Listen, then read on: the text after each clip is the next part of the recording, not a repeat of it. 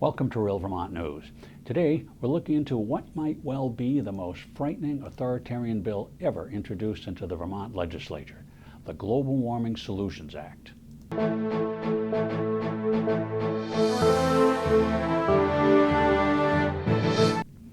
Over the years, Vermont Democrat and progressive climate authoritarians like the ones pictured here have inflicted windmills and solar panels everywhere on our landscape.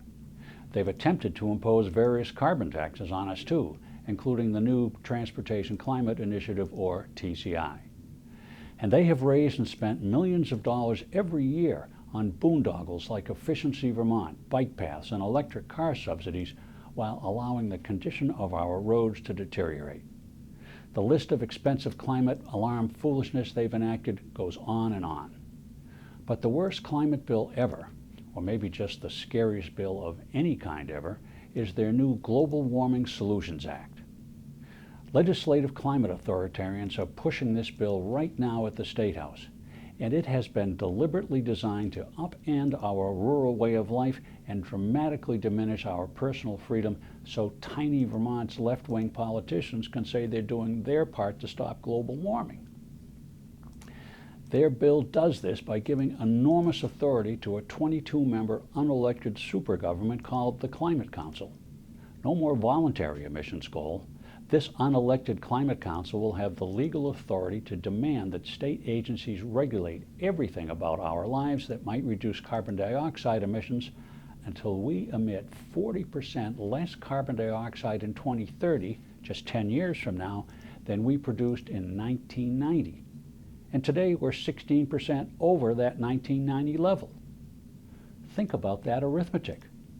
Emissions are up 16% in the 30 years since 1990, and we're going to be forced to reduce emissions to 25% below 1990 levels in just 10 years. That is a dangerously nutty, impossible goal.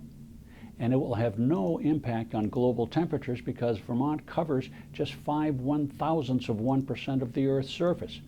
Our population is less than 1/100th of 1% of the Earth's population, and the trees in our forests gobble up almost all the carbon dioxide we produce. So the main impact of the Global Warming Solutions Act is to wreck our economy and give the government enormous control over our lives. This Climate Council will have the most intrusive, undemocratic government power we Vermonters have ever endured.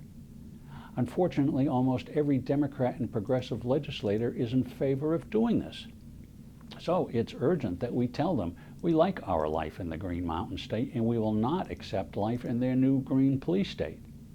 Contact them at contactyourrep.net and make sure they understand that if they continue to support this dramatic government intrusion into our lives, they will be removed from office in the November election. Meanwhile, let's start looking around for people to run against them because few of these far-left legislators, these climate authoritarians, show any sign of paying attention to anyone who has not drunk the climate Kool-Aid. And that's all the Real Vermont News we have time for. A lot more happened, and we'll be looking into all of it.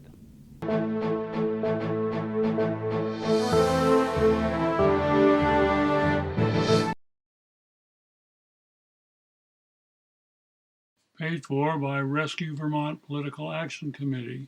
Bob Frenier, Treasurer.